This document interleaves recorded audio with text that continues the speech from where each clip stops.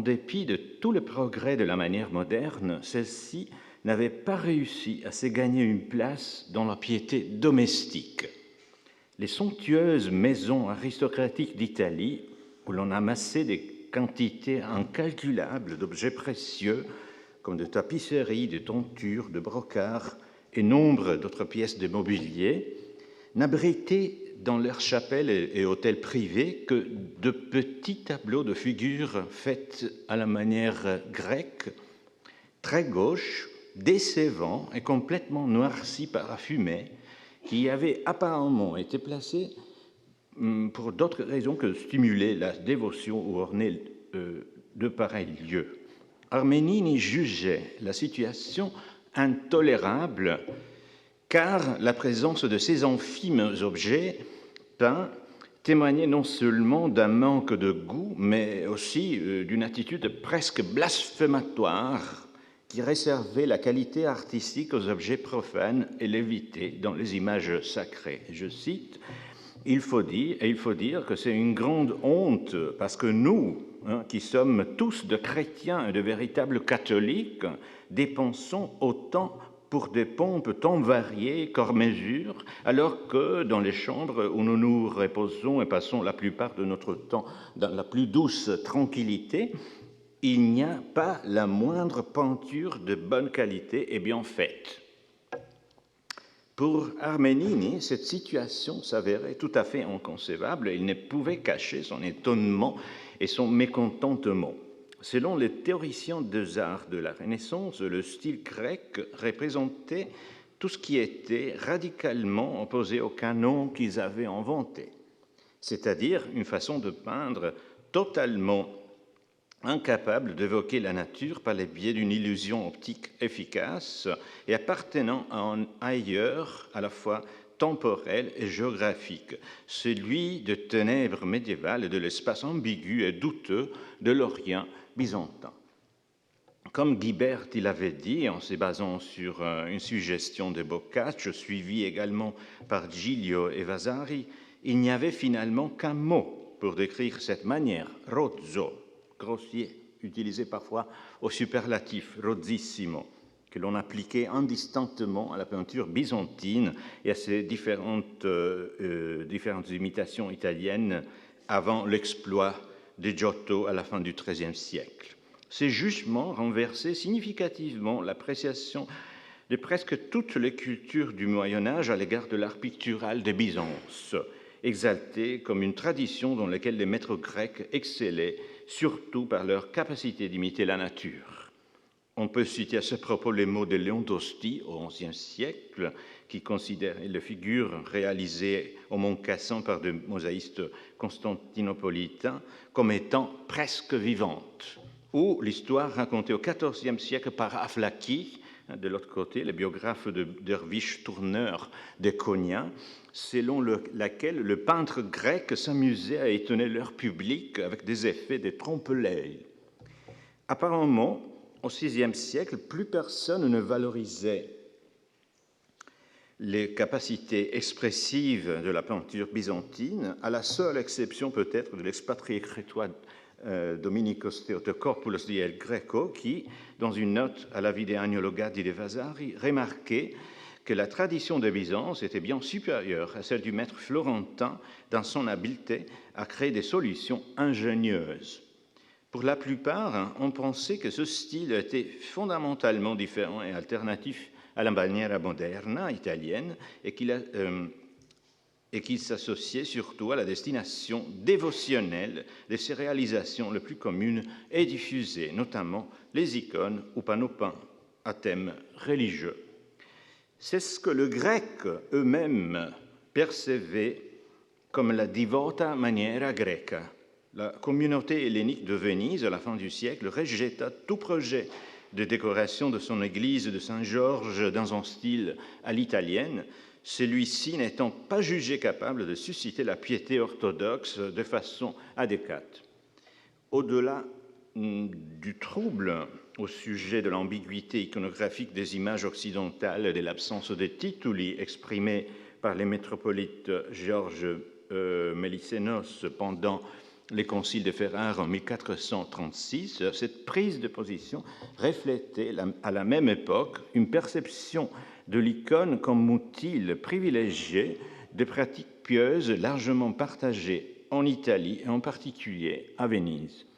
Plusieurs voix s'étaient en effet levées pour dénoncer l'incapacité de la manière moderne à susciter l'empathie envers le personnage sacré, ainsi qu'à créer des images que l'on pouvait impliquer dans l'exercice quotidien de la prière et de la dévotion.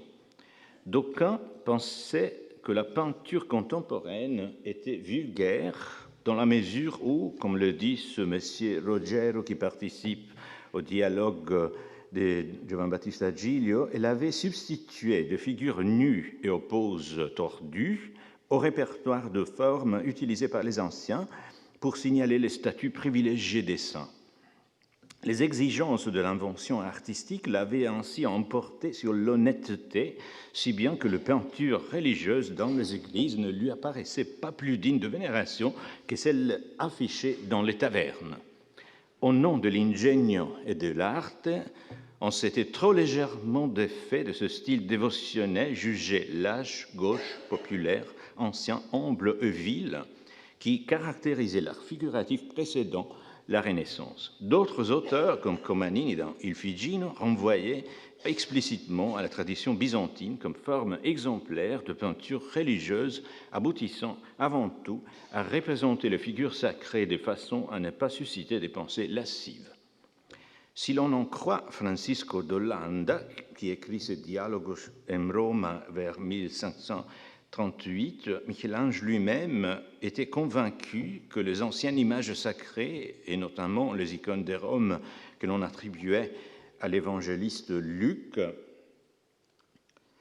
se distinguaient par leur capacité à stimuler les observateurs à la dévotion. Il ne s'agissait pas tant d'une question de décence, comme chez les autres auteurs. Il reconnaissait plutôt que les images anciennes, suivant la manière grecque, étaient pourvues d'une forte expressivité associée aux caractéristiques de leur langage linéaire, notamment leur visage grave, ou comme l'explique son interlocuteur Zapata, cette sévère simplicité qu'il y a dans l'ancienne peinture et la crainte inspirée par ces divins yeux qui paraissent surnaturels comme il sied au Sauveur.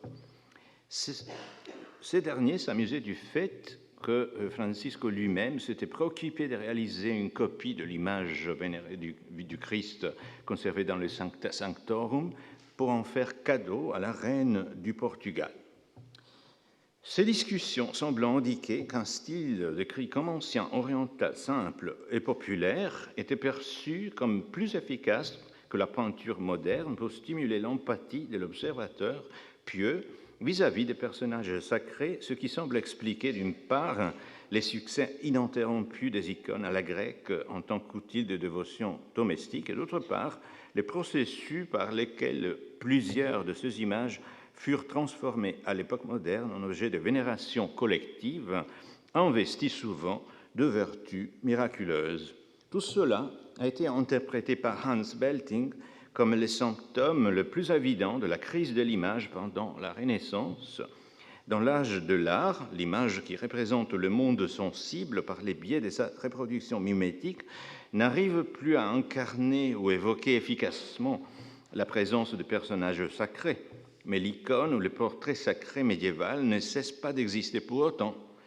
Ils sont confinés dans le domaine de la piété populaire. Cette distinction un peu brutale a été développée par Alexander Nager et Christopher Hood dans leur œuvre Anachronic Renaissance, où ils soulignent l'existence d'une forme de peinture alternative,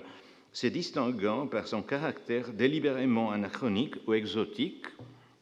qui ne se fonde pas seulement sur la promotion du culte d'objets anciens, mais aussi sur la création d'images dans un style reconnaissable grâce à son caractère rétrospectif et démodé.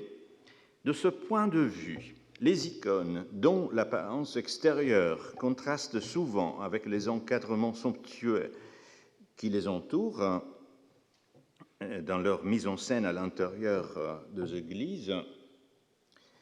deviennent des indicateurs matériels d'une dimension historique dans la mesure où, comme le disent les deux auteurs américains, elles mettent en évidence un clivage dans la séquence chronologique de conventions représentationnelles. Il s'agit sans doute d'une interprétation intéressante qui mérite de faire l'objet de réflexions ultérieures. D'autres auteurs l'ont critiqué en soulignant la variété des circonstances et des motivations qui ont pu encourager la diffusion des icônes et des images d'aspect archaïque dans les différentes manifestations du culte à l'époque moderne. Dans le cas des images destinées à la vénération publique et dont la visibilité était souvent limitée, il s'avère parfois difficile d'évaluer à quel point leur style pouvait jouer un rôle déterminant dans la création de leur physionomie cultuelle et légendaire. Plusieurs facteurs, dont les intentions de commanditaires promoteurs, l'affiliation à un groupe ou à une institution religieuse, la rivalité avec d'autres images célèbres,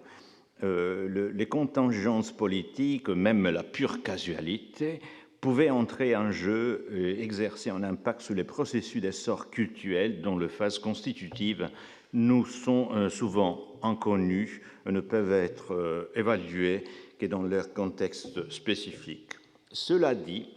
reste que Nigel et Hood ont signalé un point important, à savoir le fait que graduellement, on est arrivé à percevoir la manière moderne comme fondamentalement distincte d'une manière grecque, dont les caractéristiques, simplicité de forme, linéarité et un répertoire limité au niveau de schémas iconographiques et compositionnels, en dépit de leur perception en tant qu'élément d'archaïsme, étaient censés être capables de stimuler la dévotion de façon plus efficace que les images contemporaines. Il vaut la peine de se demander si l'on peut déterminer avec davantage de précision les moments et les contextes historiques où cette perception a commencé à prendre forme. En effet, si l'on regarde le siècle médiévaux, on a du mal à comprendre à quel point on était en mesure d'opérer une distinction entre la façon grecque de peindre les images et des conventions plus strictement latines. En général, on reconnaissait à Byzance, pour ainsi dire, un droit de primogéniture. La peinture était l'art grec par excellence, selon les diversis artibus du moine Théophilus au XIIe siècle. Et l'on attribuait à la tradition picturale orientale à thème religieux une forte autorité en raison de sa dérivation présumée des modèles établis à l'époque apostolique, notamment par l'évangéliste Luc, qui, comme le dit un texte romain du XIe siècle, en tant que grec, était naturellement doué dans l'art de couleur. Ces images du Christ et de la Vierge étaient décrites naturellement comme de portraits du vif, donc ayant une valeur documentaire qui permettait d'intégrer les omissions de saintes écritures quant à la physionomie et à l'apparence extérieure de personnages sacrés. En principe, toute image religieuse descendait idéalement de ce prototype célébré, indépendamment des solutions visuelles que l'on pouvait adopter et de leurs affinités plus ou moins évidentes à l'art byzantin. Selon les sermons bien connus prononcés par les dominicains Giordano de Rivalto ou de Pise sur le parvis de Santa Maria Novella à Florence en 1306, toute forme de figuration sacrée tirerait ses origines du monde grec, y compris la représentation de mages couronnés qui, comme nous le savons aujourd'hui, était une convention exclusivement occidentale, inconnue à Byzance. Le frère Giordano parlait à seulement quelques mètres de distance de la croix peinte de Giotto, qui était si appréciée par ses contemporains qu'un certain Ricuccio di Puccio décida en 1312 de se faire ensevelir à son pied, étant probablement confiant qu'il bénéficierait ainsi de nombreuses prières inspirées par cette œuvre, se caractérisant par son efficace évocation de la douleur de la passion. Par sa capacité de susciter l'empathie et l'émotion de fidèles, la croix de Giotto partageait la même fonction et le même but que la peinture religieuse byzantine, et il demeure cependant questionnable qu'elle ait été perçue comme une œuvre de rupture par rapport à la tradition. En effet, si l'on regarde une peinture comme le polyptyque Peruzzi, on remarque que lorsqu'il s'agissait de donner forme à des images qui mettaient davantage l'accent sur la divinité des personnages sacrés, le maître florentin n'hésitait pas à utiliser des formules proches du répertoire byzantin. Dans les trois cercles des littérates florentins qui créèrent au XIVe et XVe siècle le mythe de Giotto, la peinture de celui-ci fut décrite comme un parallèle artistique à la nouvelle littérature vernaculaire, se caractérisant par sa nature d'invention intellectuelle, capable, comme le crie Boccaccio, de communiquer des idées sophistiquées au lieu de se contenter d'exciter la curiosité de personnes incultes. Ce qui s'avérait être à l'origine une contraposition au niveau de sensibilité de l'éducation et du statut social ne devint une distinction d'ordre culturel également qu'à la fin du Trecento. Filippo Villani, dans les années 1380, remarqua que les anciens panneaux peints et les peintures murales que l'on voyait encore dans les églises témoignaient clairement du fait que leurs auteurs n'étaient point capables d'imiter la nature. Un peu plus tard, vers 1400, Cennino Cennini fut le premier à souligner la dérivation de cet art de la tradition byzantine avec sa célèbre description de Giotto comme celui qui aurait modernisé la peinture en la traduisant du grec en latin. Dans ce contexte, la critique concernait la réduction graphique de formes, l'utilisation de formules simplifiées et surtout le manque d'intérêt pour un art figuratif basé sur l'observation de la réalité et non sur la répétition de schémas. Toutefois, on ne cessait pas de reconnaître de façon plus ou moins explicite le rapport de dérivation morphologique et visuelle que les images sacrées entretenaient avec la tradition byzantine. Par exemple, encore en 1440, l'érudit Michele Savonarola admettait qu'entre une image grecque vénérée dans la cathédrale de Padoue et sa copie par les Florentins Giusto de Menapoi, il ne voyait aucune différence particulièrement significative. Le vicissitude sémantique du terme icona témoigne d'une perception qui graduellement va poser l'accent sur une interprétation en tant que portrait sacré, se caractérisant par sa forme, sa matérialité et de schémas compositionnels distinctifs. Il faut rappeler que le mot grec eikon n'avait aucune acception particulière et signifiait génériquement image. Cette ambiguïté, qui s'est maintenue aussi dans le néo-grec icône, caractérisait aussi les premières attestations connues de la variante latine icône, icona. On les retrouve notamment chez Isidore de Séville comme désignation de la forme la plus simple de similitude,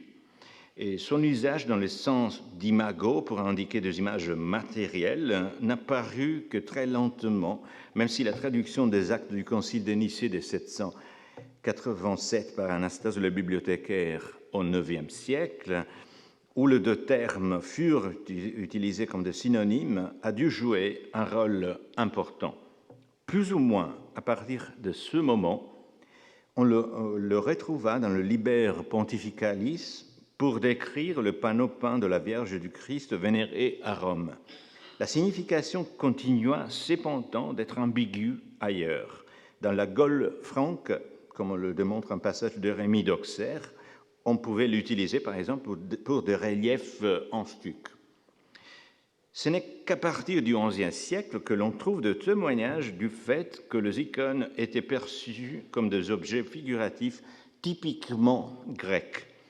Les descriptions latines de Constantinople mentionnent la présence de plusieurs icônes précieuses et d'autres commencent à être transportées en Europe occidentale. L'évêque du Mans, Hildebert de Lavardin, encore au XIe siècle, observe que les images produites par la Sapientia Graecorum, l'art expert de grec, se caractérisaient surtout par la présence de tituli. Un siècle plus tard, Hugues de Saint-Victor, dans son De Arca Noe Mystica, remarque que le Zeiconae était pleine à moitié, semi-pleine, c'est-à-dire qu'elle représentait les personnages sacrés en buste à partir du nombril. Cette idée, reprise au XIIIe siècle par les liturgistes Durand de Mende et souvent citée dans les textes de la Contre-Réforme, n'associait donc pas la distinctivité visuelle des icônes avec un style allogène, mais bien avec un schéma compositionnel fréquent, mais pas normatif, de la peinture religieuse byzantine. Parallèlement à ce développement, on produisait en Occident de panneaux sur bois peint dont la morphologie, l'iconographie, en dernière instance le style, dérivaient souvent de modèles byzantins. En particulier, comme Hans Belting et d'autres l'ont souligné, on peut interpréter la manière grecque et italienne comme le résultat d'un intérêt particulier pour l'imitation des icônes byzantines, dont la forme, le caractère bidimensionnel, les distinguants de statues qui avaient été longtemps préférés dans le culte, étaient appréciés comme indice d'une autorité sacrale largement reconnue. En même temps, cette peinture, génériquement inspirée par des archétypes orientaux, s'harmonisait avec une sensibilité religieuse différente et en mutation, ainsi qu'avec les exigences concrètes du culte et de la piété individuelle et collective. Cela entraîna un changement au niveau visuel qui s'acheva surtout avec l'œuvre de Giotto, mais qui n'affecta pas la perception des portraits sacrés en tant qu'icônes. Pétrarque, qui appréciait les caractères innovatifs de la manière du maître florentin, n'hésita pas, dans son testament de 1370, à nommer icône l'image de la Vierge de Giotto qu'il utilisait pour sa dévotion. Il s'agissait d'une icône très particulière dont la beauté, écrit-il, n'est pas comprise par les ignorants alors qu'elle émerveille le maître d'art. Le terme icône désigne en général une image dévotionnelle, particulièrement à destination privée, représentant des portraits de la Vierge ou de saints. Dans les inventaires vénitiens religieux au XIVe siècle, les icônes ou ancone, parfois sous forme de triptyque ou polyptyque, sont mentionnés comme des éléments incontournables de l'ameublement domestique. Ils ne contiennent cependant aucune indication au sujet d'une éventuelle origine des Romagna, de Grèce, origine que l'on tenait par contre à spécifier lorsqu'il s'agissait des chaises ou du fameux vin de Malvoisie. En effet, la vaste production de ces tableaux, que l'on peut associer à Venise ou aux régions de la Méditerranée orientale sous domination de la Sérénissime, comprenait aussi des objets dont le choix thématique, la morphologie et d'autres éléments plus spécifiquement visuels révélaient clairement la destination des utilisateurs latins, alors qu'ils étaient réalisés d'une manière si proche de la technique byzantine que l'on arrive même à supposer qu'ils aient été l'œuvre de peintres grecs. Des œuvres comme le diptyque Sterbini à Rome ou des motifs gothiques sont juxtaposés à des figures à l'apparence paléologue, ou l'icône de la Vierge Glycophilousa du musée Benaki à Athènes, où l'image centrale est entourée par des stéatites de médaillons dans la technique occidentale du verre églomisé, ne sont que parmi les premiers exemples connus de l'ouverture des artistes grecs, ou du moins d'artistes ayant des connaissances très étroites de la peinture byzantine, à combiner les schémas traditionnels avec des éléments de l'art italien contemporain, si cela s'avérait utile, par exemple, pour inspirer l'empathie envers les aspects les plus humains et dramatiques de personnages sacrés. Des artistes byzantins s'engagèrent en particulier à réaliser un nouveau type d'image mariale où la Vierge était représentée avec un manteau gothicisant richement décoré, une tunique brodée d'or et un voile blanc ou transparent sur la tête, s'étendant parfois sur les épaules, remplaçant les maphoriones et la coiffe traditionnelle. Ce type de représentation devint très commun dans la peinture crétoise du XVe siècle sous le nom de Madre della Consolazione. Ce mélange, qui enrichissait les schémas anciens avec des éléments provenant de la peinture vénitienne, eurent un succès tel qu'ils furent également imités par des peintres dont la connaissance de la technique byzantine était pourtant bien plus faible. Cela semble indiquer, d'une part, la confiance que l'on faisait aux peintres grecs en tant que spécialistes de la peinture religieuse sur panneau, et d'autre part, la perméabilité de celle-ci à accueillir de formes jugées utiles à renforcer l'attractivité dévotionnelle des images sacrées.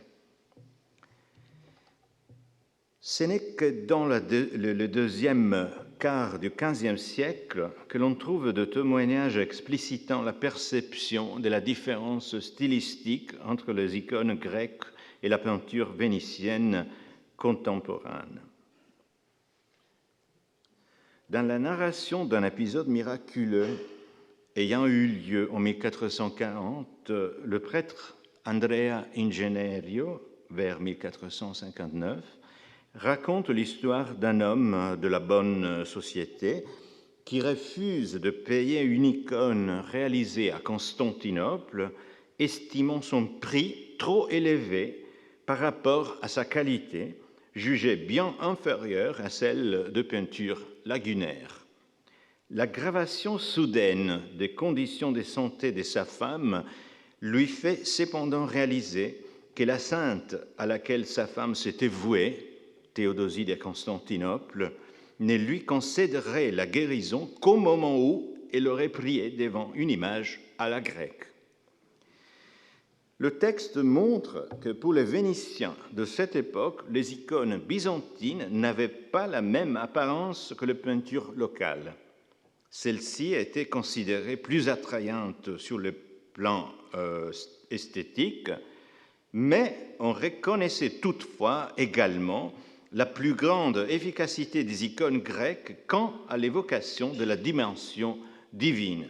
En d'autres termes, on assiste à une séparation fonctionnelle entre deux types d'images qui, loin de s'exclure mutuellement, pouvaient exister et être appréciées les unes à côté des autres, dans la mesure où elles satisfaisaient des exigences différentes. C'est d'ailleurs à cette époque que la production d'icônes s'intensifia et prit un caractère presque industriel. La demande sur les marchés était très élevée et la République de Venise fit tous les efforts possibles pour exercer un droit de monopole. Plusieurs ateliers furent établis à Candie, où opérèrent des artistes vénitiens et constantinopolitains, décidant parfois même de partager la gestion des affaires. Les icônes de Candie furent diffusées un peu partout, en Italie comme en Espagne et dans les Flandres et jusqu'en Éthiopie. En 1436, constatant en ville la forte présence d'icônes de mauvaise qualité, faites avec du mauvais or et sans vernis, le Sénat interdit leur importation de l'étranger et imposa la seule commercialisation des icônes crétoises de extra culfum. Les images à la grecque, qui se répandirent en tant que support visuel pour la dévotion en Europe occidentale au XVe siècle, furent ainsi pour la plupart de petits panneaux peints réalisés en Crète et diffusés par Venise. Le parrain allemand Félix Fabry, en 1480, raconte le shopping à Candie comme une expérience très intéressante d'un point de vue religieux, étant donné que dans ces ateliers, on pouvait acheter des images faites à la manière de Saint Luc. Il s'agissait d'objets figuratifs contemporains, mais basés sur des modèles anciens faisant autorité. Leur style était jugé archaïsant, mais jusqu'à un certain point. C'était encore parfois la morphologie particulière, le chromatisme et la présence de fonds en or qui l'emportaient dans la définition de ce qu'était une véritable icône. Quoi qu'il en soit, les images les plus conformes à la tradition byzantine ne remportaient souvent pas un succès majeur dans l'expérience dévotionnelle. Au contraire, parmi les incones à la grecque, que les inventaires de la deuxième moitié du XVe siècle signalent dans les demeures aristocratiques, on remarque que la préférence allait souvent à celle qui se caractérisait par la combinaison d'éléments grecs et italiens. Plusieurs d'entre elles furent élevées au statut d'image destinataire d'un culte public, et la présence d'un manteau gothique ou d'un décor renaissant n'empêcha point qu'elles fussent perçues comme des œuvres autographes de l'évangéliste peintre. Je vous remercie. Je remercie vivement Michele Bacci d'avoir revisité d'une façon tellement nuancée les notions d'anachronisme et d'archaïsme, qui sont des notions assez véhiculées récemment, il a dit d'ailleurs, dans l'histoire de l'art. Il nous a fait encore une fois penser sur le fait que les systèmes vasariens, que tout le monde connaît, tellement linéaires, comportant une évolution de l'art, de Giotto jusqu'à Michel-Ange, avec un italocentrisme, un toscanocentrisme et un florentocentrisme, doit être justement révisité. On aura le temps de discuter sur certains aspects après la pause, fait pour lequel je ne fais pas des grands commentaires pour l'instant, et j'introduis d'emblée Andreas Bayer, qui vient de l'université de Bâle. Andreas Bayer a étudié en Allemagne et en Italie, a été professeur d'histoire de l'art en Allemagne, puis à Bâle, et puis il a occupé pendant bien 5 ans, il me semble, la direction du Centre allemand d'histoire de l'art de Paris. Donc il est bien connu et bienvenu à Paris. Merci d'être revenu, Andreas, pour un certain moment. Voilà.